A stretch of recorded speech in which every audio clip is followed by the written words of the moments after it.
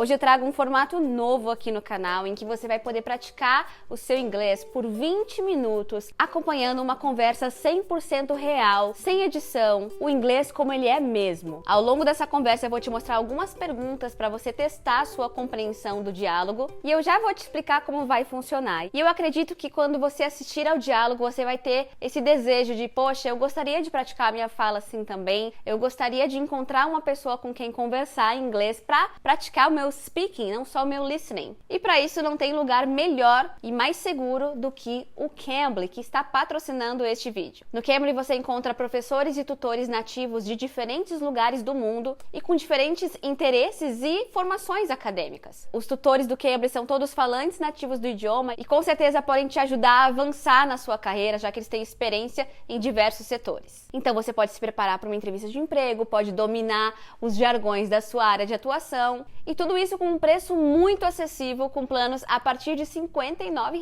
por mês, gente, para você praticar a conversação com uma pessoa real. E talvez você não saiba, mas quando você faz um cadastro gratuito no Cambly, você já tem acesso a uma porção de materiais didáticos e recursos gratuitos para você começar a praticar o seu inglês hoje mesmo. Tem material didático, aulas ao vivo e total acesso para praticar com o Cambly AI, o tutor de inteligência artificial lá do Cambly. Cambly AI é um tutor de inteligência artificial que conversa com você, conversa por áudio mesmo. Então é uma prática super interativa, impressionante mesmo a forma que você consegue praticar o seu speaking. E eu gravei um pouquinho aqui do Cambly AI para você ver como é que funciona.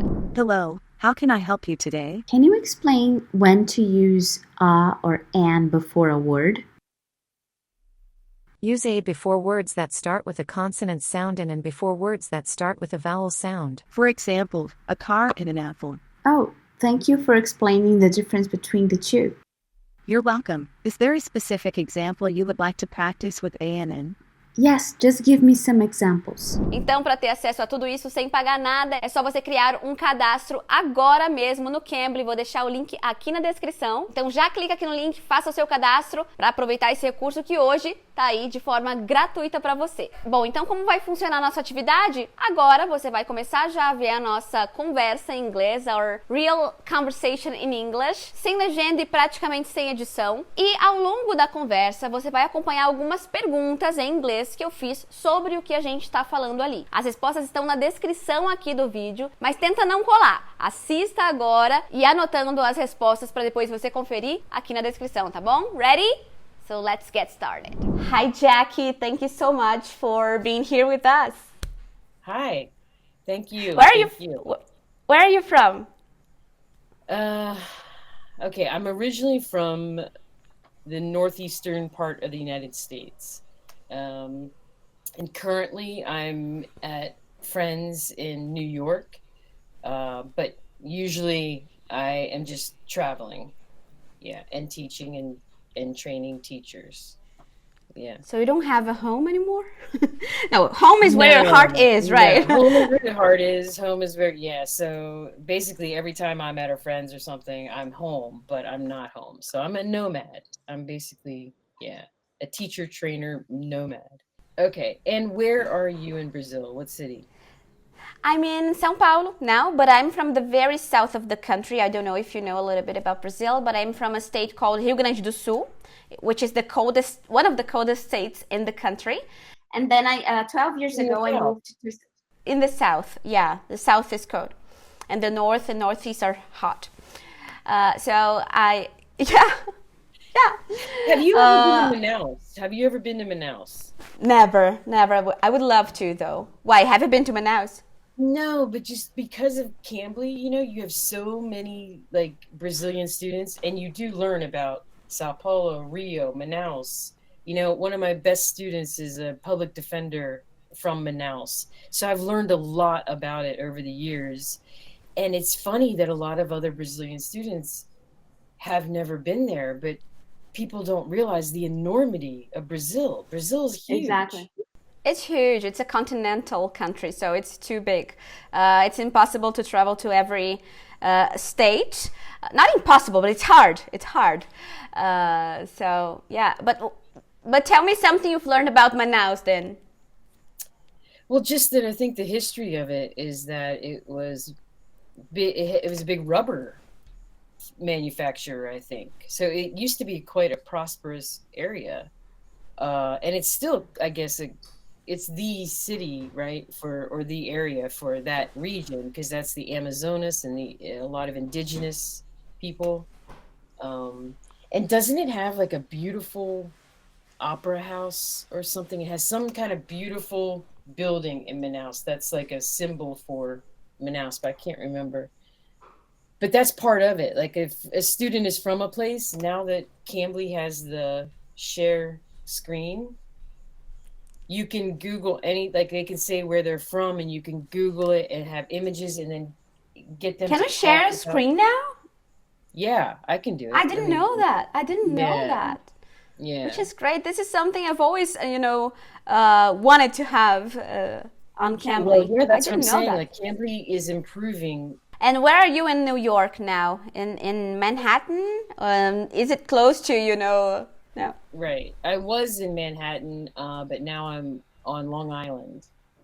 Mm-hmm. Yeah, it's lovely. So very And relaxed. tell me about the places you've visited. Being a nomad teacher. That's hard. You'd have to sit because I've been to over obviously 40 countries, and yeah, I don't know. And I don't have a favorite necessarily, because anytime anybody asks me, where's the best place you've been? What's your favorite place in the world you visited? And I always say that my favorite place is where I am at the moment. Wow. So, because it's true. Because everywhere, again, your heart is with you. Your home is with you as you are navigating the globe. So, yeah. Interesting. Yeah, this is something I would like to do one day in my life, but now I have two small kids, so traveling is always challenging. But maybe in the future, I don't know. I would actually like to live in the USA for a while, because I would like to practice my English every day, because I don't speak English every day here in Brazil. I don't have anybody to talk with. Good So self-correction right there. Good self-correction. But how did your English get to this level? It's obviously C1. It's the top. practice. It's practice. Yeah, just practice. Did you work on any kind of accent reduction or anything? Because you don't have a heavy accent either. Yeah, I study pronunciation, and actually I'm a specialist in English pronunciation for Brazilians. Okay, So you can help others. exactly, yeah. So I know exactly the transfers that we do from Portuguese to English, and I try to avoid them because I know. And I know the phonetic symbols, so whenever I have, a doubt or anything, I would go to a dictionary and say, oh, so this vowel is a, not e. So I am very aware of the way I speak.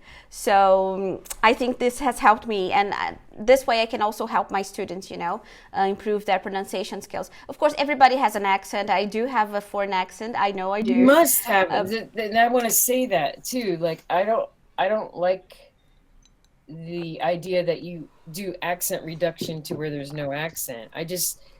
We do accent reduction just to make sure that the meaning is conveyed, but everyone is a unique speaker of English, and I think it's so important that people maintain their accent. I don't like the idea that someone's like, I want an American English accent, or I want a British English accent. No. Have your accent on English, because that's how everybody says, I'm learning English because I want to meet people and travel the world. Well, when you're meeting a person from somewhere else, that's the way they speak English. So it's very practical and realistic to keep people, I'm sure like all of your listening practice and English classes growing up, it was probably a British textbook or it was an American English textbook. American, yeah. Yeah, so you would do listening exercises and they would have that American accent all the time, which doesn't really prepare you to hear other accents, or you know what I'm saying? So it's like now I love the idea of recording a Portuguese speaker of English with a Chinese speaker of English and having a dialogue and having people listen and learn listening from various interaction patterns. I couldn't agree more. I couldn't agree more, because English is a global language, and it's funny because many Brazilians are obsessed with the idea of speaking like a native. And the native speaker is never, a person from Jamaica or a person from Australia. It's an American. So I want to speak like the characters on Friends. The Friends characters. That's how I want to speak. But not everybody speaks like that. So. And when you speak English in this globalized world, the majority of the people you're going to talk to are non-native speakers of the language. So whenever I travel, I've traveled to New York, to Europe, to Australia because of my YouTube channel. And I always had, an Indian friend to talk to, or somebody from Asia, or somebody. So we have to be prepared. Otherwise, our listening skills are going to be prepared just for the American accent. So exactly. And it's just not real life anymore at all. So what's the hardest accent for you to understand? I don't really think I have one. I'm going to be honest. I don't have a particular one. But I want to say that as a teacher, because I really love what I do. English as a second language. I love it. And training teachers. I would have a definite accent American on Portuguese. If I were trying to say like obrigado or something, you would hear that. It would be the American. I would never try to be Brazilian. Yeah, because it just would not work. And there would be like inauthenticity. It's not really me playing a part. So yeah, I want But I talent like me when I'm speaking your language, I've just interrupted you, which is very Brazilian. Brazilians interrupt people. I'm sorry. But I was just, because you were saying that, and I was thinking that I think you think the way you think because you are a teacher and you're a professional. Because you're not just a native speaker talking on Cambly, which is fine if your aim is just to talk to someone in English. But you have, your degrees. You have a master's, because I read your profile before. So you have a master's, you have a CELTA and a DELTA degrees, which are, degrees for English teachers, right? For you to teach English as a second language. So I think you've studied this before. So yeah, I'm passionate about it. I love it. Yeah. Yeah. Tell me about your decision to become an English teacher. Okay, so I think. Well, basically, I wanted to travel. I started to realize that like life is short, so get out there and do what you want to do. So I left the country to live in Tokyo, Japan, and teach English, but not really know anything yet. Just basically be a native speaker and have conversations. And so this was before you got your degrees.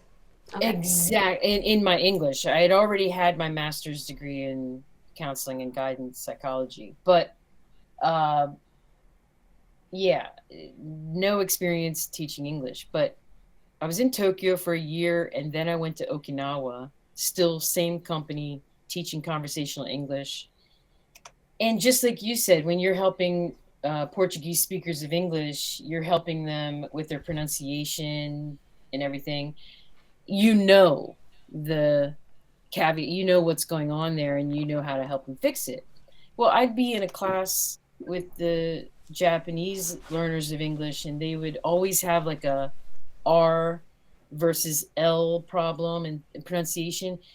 And with no understanding of the methodology or the pedagogy behind that, I didn't really know how to fix it.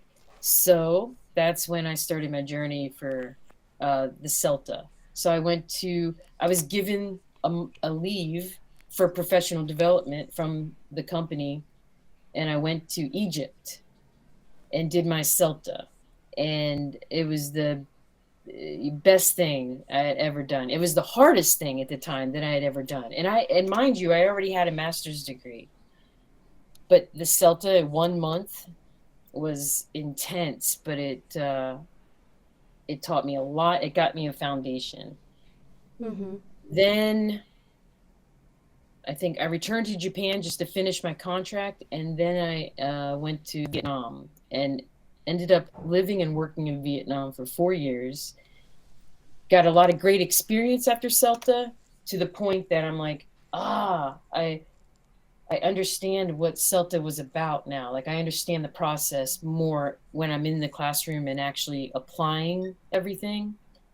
And then I'm like, I need to get the Delta. I need to understand even more deeply, what's behind, the teaching of this. So I did that. And then I became a teacher trainer. Well, I did my Delta in Vietnam.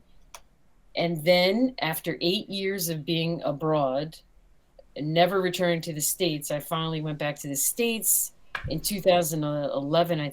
So from 2003 to 2011, I lived outside of the country. Came back, I came to New York for the first time and became a trainer. And then I returned to Japan that same, 2012, I think, and started teacher training around the world. So yeah, I've been to beautiful places like Lebanon, Venezuela, Colombia, Moldova, Uzbekistan. I mean, just everywhere is beautiful. I cannot, express that enough. So. Wow, but that was quite a journey, right? It's very nice to hear you. I'm proud of you because you worked hard to get where you are. Sorry. So yeah, good. You're very good at self-correcting. I'm a teacher too, so that's why I teach myself English all the time. That's what I was going to tell you. That's what I was going to say. So I was telling you, I don't really have an issue understanding accents and stuff. And I have a couple students that they're some of my favorite students because they don't really have the grammar yet or anything, but they will throw out words. They make the effort. They're like, anything that they can say with words, they will do it. And then, but it's really, to someone that's not a teacher, I think someone would be like, huh? What did you? But as a teacher with so much training in hearing, speakers of English from all over the world, I told you some of the countries I've been to, but it's many more. It's just basically I'm trying to think, what was I talking about with the thing? You were talking about when. Yes, when students are just throwing some words and then you can't understand because you're a teacher. Yeah, so I said to them, so I'll respond to them and they say, teacher, you understood what I said? And I'm like, yes. And they're like, what? I go, so don't worry about making mistakes because we can put it together, correct your grammar. But they laugh about it because they're like, they're like, do you understand? And I'm like, yes. And they're like, wow. And I think, but this is, yeah, go ahead. Go ahead. But I think that's what's nice about Cambly, because when you have no other option, you will make a huge effort to try to get your message across. So when these basic level students can get their message across, it's like, wow, a huge feeling of accompliment. So they want to study more. Yeah. And it makes them feel good. They're like, wow, I did very little, but she got me. And no offense to people that aren't teachers of English, but it takes some time to understand that. And one of the times I remember I was teaching in Vietnam and I had a holiday in Cambodia. And I remember entering my hotel and the people in front of me were, getting their key to the room and everything. But there was a lot of communication issues and the staff couldn't really understand them. And these tourists were not teachers, so they spoke at their regular speed. they connected their words. And so sometimes, you know, you have to be cognizant, you have to be aware of the fact that, you know, he's a Cambodian speaker of English and he's, you know, at the reception. So it's like, just speak more clearly for them and understand that they're just looking at your mouth. They need that, you know, to learn it. You need to see it. So Yeah, anyway, definitely. it's things we think about that, you know, the other people don't necessarily think about. Yeah, and I keep correcting myself because it's funny because you know the rules. I'm talking about me. I know the rules, I know all the constructions, I know all the theory, but sometimes when I start speaking, and I think this is exactly what happens to our students as well. I just, you know, oh my God, I've just made a mistake. And then I notice my own mistake. Oh, let me just correct my mistake. Let me fix what I said. And, but this happens to me because of lack of practice, I think, because I don't have anybody to talk with, as I said. So if I lived in the USA, if I worked using English all the time, because even though I'm a teacher now, my main occupation is my YouTube channel and my courses, so I don't speak English every day, as I said. So yeah, I think if I practiced more, I would have to correct myself much less often, you know. I don't know. It's really fluent. It's really fluent. So I don't know. Like I'm trying to catch you out before you catch yourself out, but I haven't yet. I'm faster than you. It's like a competition. Who can spot my mistakes first? Oh my. We only have 2 minutes now, but tell me about, you know, if you can think of a funny situation or, I don't know, a culture shock situation in one of these countries you've been to. Off the top of my head, it would be my first experience in a public toilet in Tokyo, Japan. So Why? I didn't, you know, I came from the US, a standard toilet, what have you. In this particular Tokyo station, it was a squat toilet. So sometimes where there's no toilet bowl, it's just the hole in the ground. Yeah. But Tokyo is very modern, obviously, but there were still some parts of the station. They had regular bathrooms, and I ended up in that one. I don't know how. And there's all of these chains and buttons and everything to push, and I had just been there about a week, so I had my Japanese wasn't happening yet, anything. And so I was at the toilet, and then I pulled, thinking that's flush, right? That's gonna flush the toilet, but it was an alarm. So, Oh my gosh! it was a help me thing, like, you know, because I guess. So yeah, so up around the corner come the, you know, train station security, and I was like, oh, you know, I knew one thing, like sumimasen, like excuse me, sumimasen, like that, and then they ran out. They realized, yeah, it was a female that came into the female part, yeah, security officer, but and she laughed because she. And then so when I came out, they were laughing, and yeah, like, oh, She's a foreigner. Where are you from? Yeah, just another foreigner. Yeah, that ended up living in Japan off and on for 6 years. Yeah. I love Japan for sure as well. E aí, como foi a experiência de acompanhar uma conversa tão natural em inglês? Não esquece que as respostas estão aqui na descrição e depois me deixa um comentário que eu quero muito saber quantas perguntas você conseguiu responder, se foi fácil, se foi difícil. Eu vou adorar ler e interagir com vocês. Eu leio todos os comentários, então comenta aqui pra mim como que foi essa experiência. Compartilha esse vídeo no WhatsApp com algum amigo que esteja aprendendo inglês também, pra ficar como um desafio e vocês discutirem ali o que entenderam ou o que não entenderam juntos. E eu vou deixar esse teste de listening aqui para você continuar praticando o seu listening em um formato diferente, mas eu acho que você vai gostar. Se inscreve no English in Brazil e a gente se vê na próxima aula.